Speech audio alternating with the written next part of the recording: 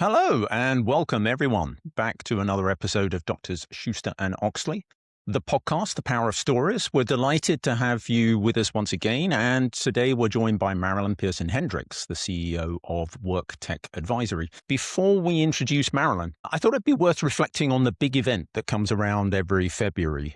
Many of us are kind of guilty of forgetting this. This is one of those big embarrassing moments every year. You know the one, it sneaks up on you, expectations are high, suddenly the date flies by and you're left with this sinking feeling.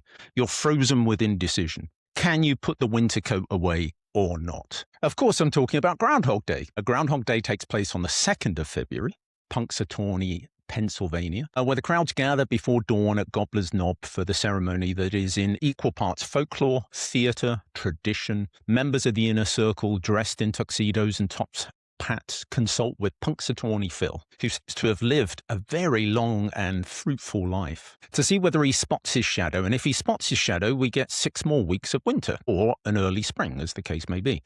The tradition dates back to 1887, rooted in much older European customs in a region of Germany from German settlers, and yet it endures. And the question is, why? Why does this endure? Why is Groundhog Day a weather forecast? I think a lot of it has to do with popular culture and the movie of the same name about repeating it. And I'd like to think in some small measure, a book that came out a year ago called A Groundhog Career, which happens to have been authored by at least 2 of the members of this particular podcast. So in a way, the whole groundhog myth or the groundhog story has taken on resonance in our popular consciousness. And I think it sort of sets a lovely prompt for the purpose of the podcast and the idea of talking about stories and why it means nowadays when we talk about it's a Groundhog Day, everyone immediately thinks of, oh, it's repetitive. There's something about it that seems to be repeating a cycle. Or a weather forecast, although interestingly, it's less of a weather forecast now than it is the notion of repetitive routines. So with that, and not suggesting for one moment that this is a Groundhog podcast and we're somehow trapped in a bubble of time with Marilyn and Helmut talking about these subjects forever, I assure everyone this podcast will only be 30 or 40 minutes. Let me introduce Marilyn Pearson Hendricks. We met through our mutual friend, Cindy Olson. Cindy and I go back almost more years than Helmut and I go back. Cindy introduced us a couple of months ago, in fact, and we were discussing her story, her career, and her life helping tech startups become of age, scale, go through all of those growing pains. And it just struck a chord with me. It was something in the space that Helmut and I have been in more recently and in a bigger context, our time in corporate life when we were helping companies try and change and transform. And again, Marilyn had done much of that in her previous existence in technology. Marilyn's based in Minneapolis, which happens to be in the news quite a lot at the moment. I don't know if she's going to mention that, but she now is the CEO of WorkTech Advisory. I'm sure she'll mention a little bit more about that, but she has 20 years of leadership experience in HR, technology, workforce innovation, and business strategy, helping founders and executive teams grow and transform their organizations. Marilyn, welcome to the podcast. David and Helmut, thank you so much for having me as your guest. I'm delighted to be here. Helmut, any questions that you'd like to ask Marilyn? If you don't mind, I would normally do, Marilyn, ask some personal question about preferences, stay away from politics. So today I always mix them up. So basically, what is your favorite book on leadership? So leadership. And we do make sure that we qualify this question that clearly all of the Doctors and Schuster's books would probably be top of most people's lists. So you don't have to mention one of our books. I mean, obviously, so if you they want are excluded. If you want to mention one, you can, but you don't have to, is my point. Yeah, there's 3 in particular that I'm thinking of, but we'll set that aside. You know, there's so many. And I'm going to be one of the guests that is you'll probably look back as didn't answer the question. And because how can you pick one, right? Is it the art of war, right? or and so I think for me, the leadership books that have been really affected me, it's almost like what was that saying? When the student is ready, the teacher will come. It's like I needed to read that particular piece of work at that moment in time, and it carried me forward. And then I needed another one at another point in time. And so I'm going to be a little bit defiant in the sense that I can't even really pick one, but there have been so many that have really shaped where I'm at in my journey. I mean, Good this is a answer. great answer because that's what I always hate when people ask me this question. I mean, there's so many books. How shall I have one? It changes by the week.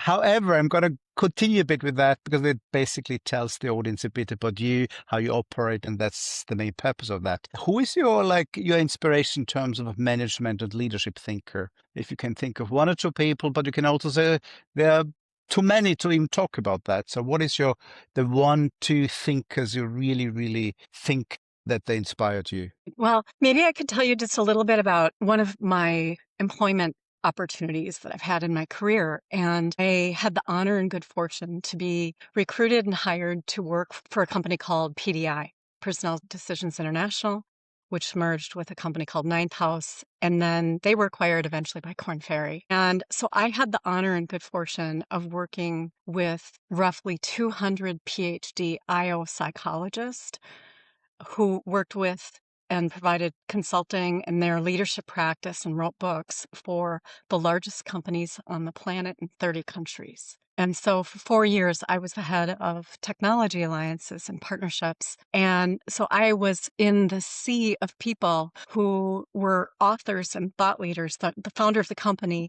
Lowell Hellervik, he wrote the handbook on IO psychology. They had the Successful Manager's Handbook, the Successful Executive's Handbook. They had Dr. David Peterson, who has since passed, but he eventually moved over to Google and he headed up our coaching practice. So I worked amongst greatness in that experience. The man who hired me, R.J. Heckman, who is today vice chairman of Korn Ferry, he wrote the book Talent Manifesto, and I would like to believe that some of the learnings and experiences that we had together in our journey kind of made it into his work. And so again, I'm in this situation of having been immersed in a sea of leadership and thought leaders and authors, of which I would say that the takeaways that I've been able to hopefully absorb is an amalgamation of that. I think that's a brilliant answer because it's too easy to talk about Peter Drucker or, God forbid, Simon Sinek. So there are too many of these personalities out here, the soundbite merchants, and the authenticity of a leader that you've worked with in a real sense and seeing how they've put the words into action, I think is a lovely answer. Yep, I agree with that. I award you the prize for the most thoughtful answers to date. So well done. But now I'm going to give you one question which is more easy to answer if you want to. And that is, what is your one New Year's resolution you want to share with us? Well, I'm just going to be completely stereotypical in that it's probably self-care, getting enough sleep, doing all the things that we know we should be doing. We shortchange ourselves, those of us and people who are in our sphere, we're high achievers. We want to do more. We tend to put sometimes ourselves last in line in the proverbial, chasing whatever it is that is our heart's desire at that moment. Self-care. I think it is probably the most important thing to do in our lives to look after ourselves. So thank you for that. Thank you for your openness. Thank you for your answers. And now basically it's over to you. I feel very, very good, Marilyn. Marilyn, thank you for answering those questions. Let's turn it over to you. You are going to share a story, I think, and it's going to be a surprise to us at least. So go ahead, over to you. Right. Well, thank you again. I've been giving this topic a lot of thought, and you'll see a pattern here. If it isn't already, it is quite fitting with Groundhog Day, which is one of my absolute favorite movies. I love that movie and I love the metaphor. And we use that all the time in conversations, and it's just such a beautiful metaphor, I think, for life. When I was growing up, my mother loved to read to us. And she later went on to she loved to teach children how to read. And so I was an early reader. And then she later on was a foster mother and did the same thing. So that was very much part of her passion. And so I was immersed in stories and books and things of that nature. So as I was thinking about this, there's two sides of it. There's one that's career oriented, right? So what stories did I have that I could tell you about, that I could take forward, that I applied in a very articulate and cogent way. And then there's the life side of things. And so when I was probably about 6 years old, the library for our little community was in the same place. It was a tiny, before they built a larger library, it was in the place where the police station was. And I became obsessed with a little book called The Mother Whale. And it had these beautiful pictures of whales. And for a long time, I knew about this book. I knew the color of it. I knew I would recognize it. And I was telling my husband, I'm like, fine, I don't even know what the name of it. So he located it. And this was a book the author was Edith Thatcher Hurd. And she was prolific with writing children's books. And her husband was an illustrator. And they started that practice, if you're with their business, quite early. His name is Clement Hurd, and he went on to be an illustrator for, call it, more contemporary book, which was Midnight Moon or Goodnight Moon, which, as a parent, more recently, people would remember that book. The book, once I got a copy of it as an adult, I realized it was all about sex.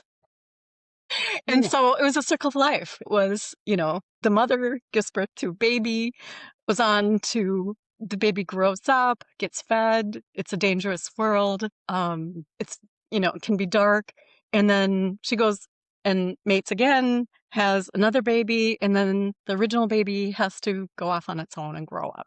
But for some reason, I was completely obsessed with this book, but I had no idea what the moral of the story was. But ultimately, it was a story about reproduction and the circle of life. And so there was never a need for, the talk, because that little book of The Mother Whale pretty much understood what was going on as a little kid. But so this is kind of interesting, but it's, if you're female, right, your purpose in life is to reproduce, is another way of saying that. So what is my identity as a little girl? It's like, all right, you're going to have a baby and you're going to be a mother. And so that was a strong story. So we'll put that out there as to, all right, how does that relate back to a career? Right. It wasn't, you're going to be an investment banker, a lawyer, or, sell Tupperware, or what it is that you're going to do. You're going to be a mother was the story. And how it happened was embedded in there. So we'll just park that there. In the spirit of not being able to pick just one thing here, Helmut, violate the premise here. So I'm going there. I'm doing the Groundhog Day thing. It's not just about one. So this is the violator episode. The other thing is that we have this beautiful collection of books, and each book was about like this thick. I don't know, about 2 inches thick, and it was kind of leather bound. They looked expensive, and they had short stories in them. And it was a series called the Junior Classics. And so it was like fairy tales and Aesop fables and stuff like that. And at the end of the short story, and there were many of them, so it's essentially a compilation of stories, was a takeaway in many of them, not every single one, but many of them ended up with the context of better luck next time. And so the message was, we're not going to succeed out of the gate. It's a message about resilience. It's a message about learning, about what it takes to be successful is not necessarily being successful on your first try.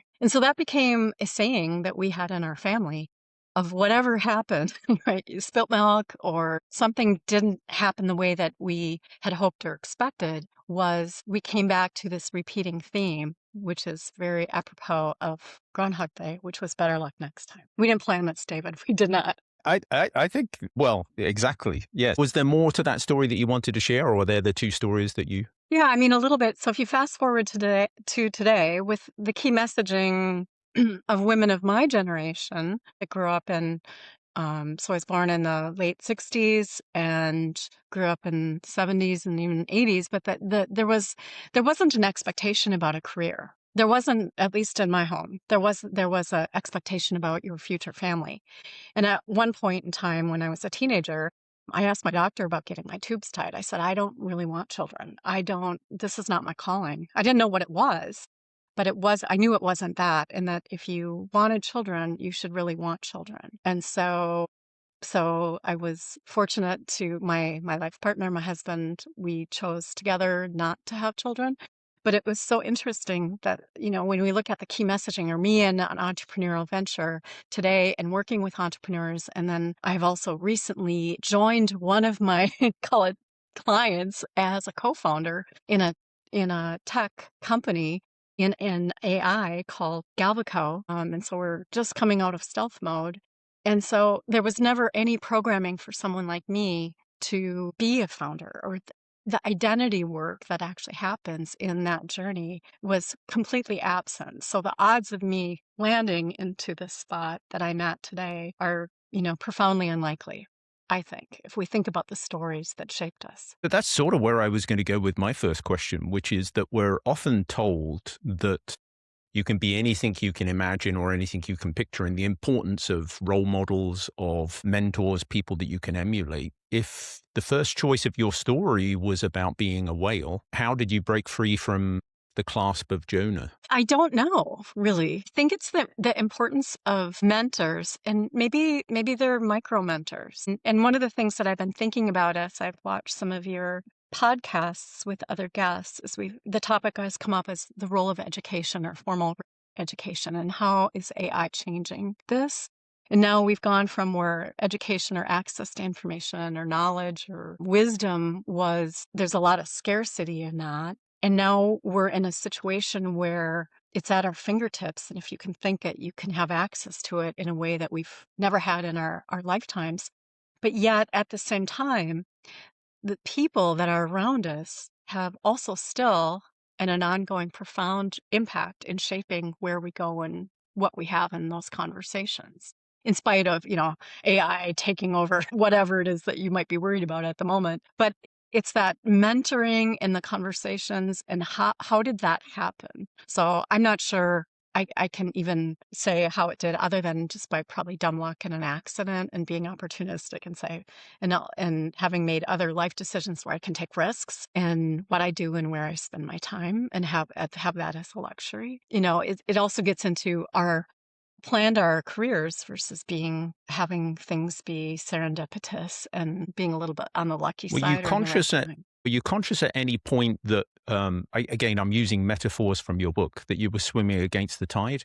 That the idea of breaking free from that identity that you, to some extent, made an assumption around as a kid based on the book, or did you ever consciously feel that you were fighting to break free from those constraints? Yeah, I think every day. I mean, as when I was in my early professional time in the 90s, and I had a non-traditional background, so where I went into the workforce right after high school, and I didn't complete my formal education or my MBA until I was in my 40s. And so I went directly into the workforce. And so, but the number of women and the roles of women, even when I was in my first software company in the 90s, 95, the roles were very gender stratified, right? And then we've seen a lot of change. So when you're in that situation where there's certain roles that aren't available for you, there's always a force against you, but it's just kind of normal too, as well. I don't really feel like a victim. The deck is stacked differently. So you don't want to let that hold you back, but you also are aware that you have to swim harder. I mean, I have a question. I find the choice of your stories actually brilliant, because like one story is about really being resilient. The other story is really about keep reproducing. You, a woman, that's your job. And probably in the 70s, that's what probably mothers told their children. But the interesting thing is you said your mother basically was a lot about storytelling. Books were part of your life. And what I find interesting, how did books actually shape your thinking and your ability to basically free yourselves of the programs society put into your brain? Because like my theory is always like the first 18 years, we basically are programmed to do certain things, and then we try to deprogram ourselves for the rest of our life. Some are successful, others are not. And you seem to be very successful in having deprogrammed your brain in a way to defy the stereotypes of your past, really, or the time of your past. Right, that's a really good question, and I've never thought of it really. I think I have I have a defiant streak in me. So if somebody says that I can't do something, then I'm like, hold my beer. So I'm not sure I got that from a book. I think there were probably things that helped along those lines, but it wasn't like I had a female entrepreneur mentor. Although now I actually do look at and study some of the past female entrepreneurs. I mean, even if you look at Edith as an author, right, with her husband as an entrepreneur, or you look at, you know, Mary Kay, or you look at, the woman who founded Tupperware. You look at, there's a woman, I happen to be in or call it digital nomading right at the moment from Boca in Florida. But earlier on in, I don't know if it was like the 50s, there was this woman named Lily Pulitzer, and she founded what is today like a fashion company. But originally what she was doing is selling juice at a juice stand. And she created these colorful shift dresses, very colorful, to hide the spills from the juice that she was serving to customers. And so her attire was quite useful in the sense that she didn't want to show the stains. So she had these loud prints, and people started wanting to buy her dresses. And so then she pivoted and went from selling juice at a juice stand, which is, not high society, to basically what high society, it's probably, some would argue whether or not that is or not, but from an American standard perspective, they're in the high-end shops. Lily Pulitzer is a brand that is not like totally inexpensive. And so I've been studying like these women entrepreneurs, or there's another one, her name is Vera Newman. She was very popular she started a business in the 50s, 60s, and 70s. And she was a designer, and she created these beautiful silk scarves and just was completely prolific. And so there's been some of these amazing women that have been entrepreneurs and founders, but I didn't really even start paying attention to them until after I was on an entrepreneurial pursuit. So it wasn't like they influenced me. It was just kind of organic. You know what actually was, David and Helmut? I got tired of working for other people, and I got tired of being fired. And so I got to a point where I'm like, it's just not going to happen that way. And this may not be easier or harder, but I'm going to find my own path. So these software companies where employment is not actually in some cases, people have long lives working for a single logo and kind of like a corporate career working for an Oracle or an SAP. But usually what has happened is you get caught up in a cycle where your network is your insurance policy, and you may work for a whole variety of software companies or tech companies. It comes and goes. And so I just got to a point where if I'm going to be in this space, which I absolutely love and adore, these companies and founders and so forth, they can be my clients, but I'm not going to be their employee. So that led me into, well, if so, then you're going to do a business and all the things that happen along with that. And that morphed, and eventually I met Cindy Olson in the entrepreneurial work that I'm doing, and then had the opportunity to get connected with David. So you mentioned being stubborn. Sorry, I was going to say, I was just going to bridge from stubbornness. I would rephrase it as resilience. I would rephrase it more as, when we have these podcasts with these fascinating people, Marilyn, and thank you for sharing your story and background with us.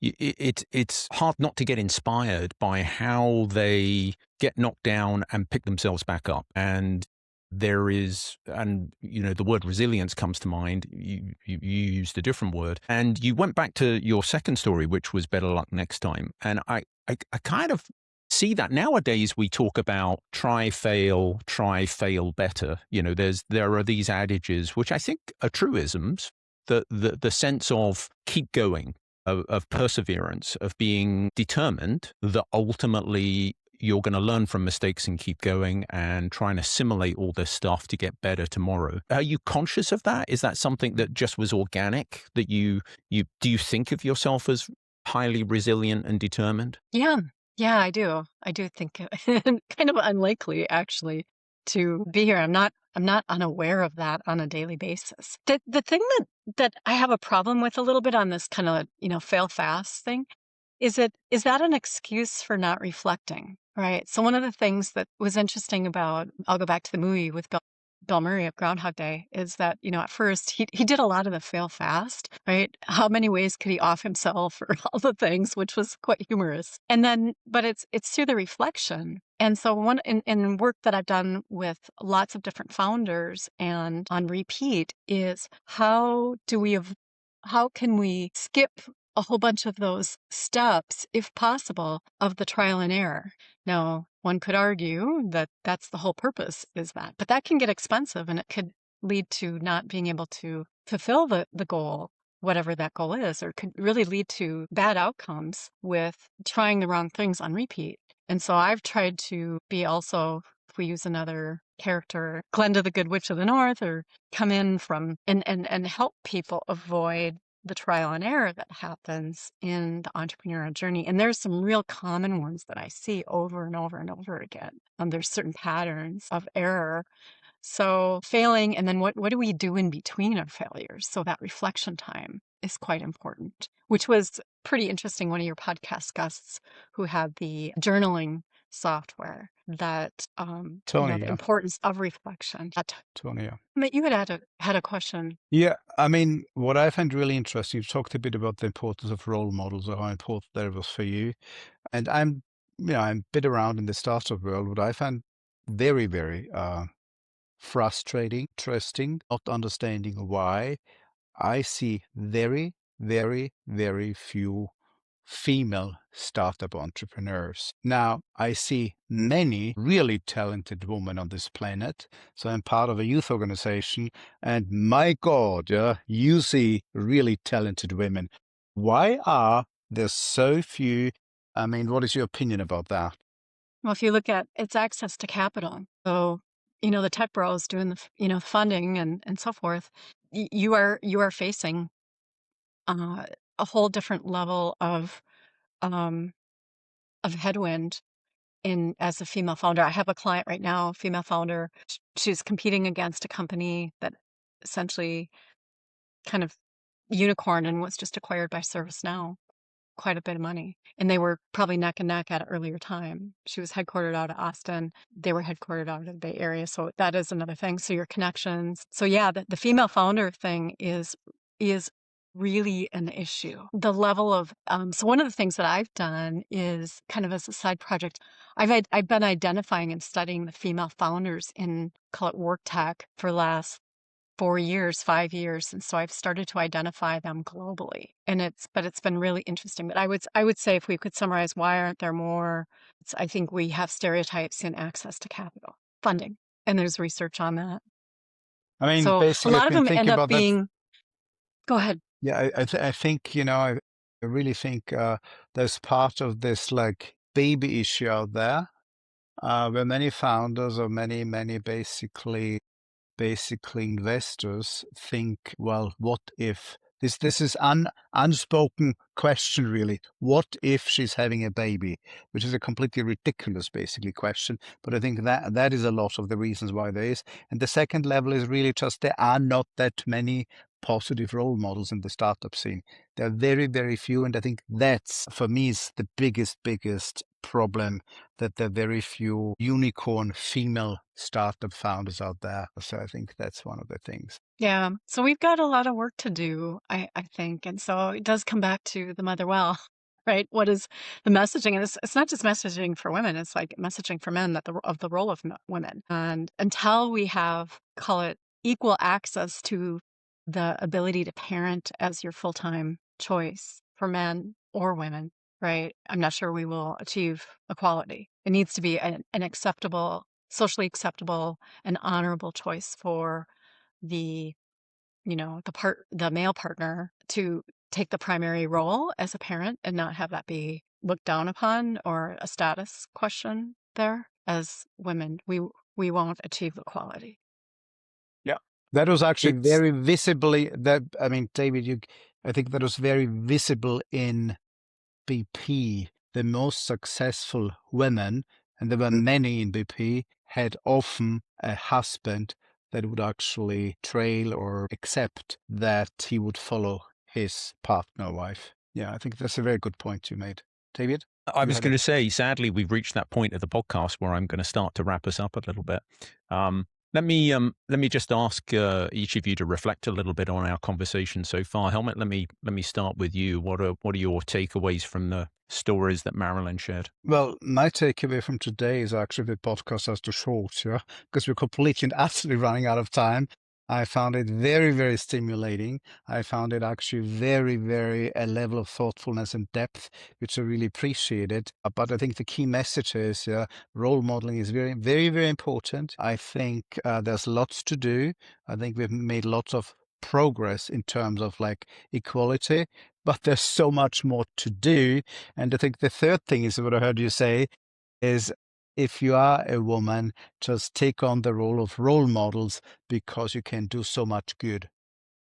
That was great. Thank you. Marilyn, we haven't really talked too much about the business that you have been working in at the moment, helping entrepreneurs scale and not make the same mistake twice. Anything else that you'd like to reflect on, including where your business is and what you're up to at the moment? Yeah, it's been interesting because as I've put my practice together of working with founders and their senior leadership teams to unlock the revenue potential, I've been really a student of the things that work and that don't work and have formulated some very strong views. And in 2020, I met a co-founder of a company called the Talent Games. His name is Shael, and he was quite memorable. We were running monthly contests for startups actually during that period of time. So it was quite intense and kept us extremely busy. It was not lucrative at all.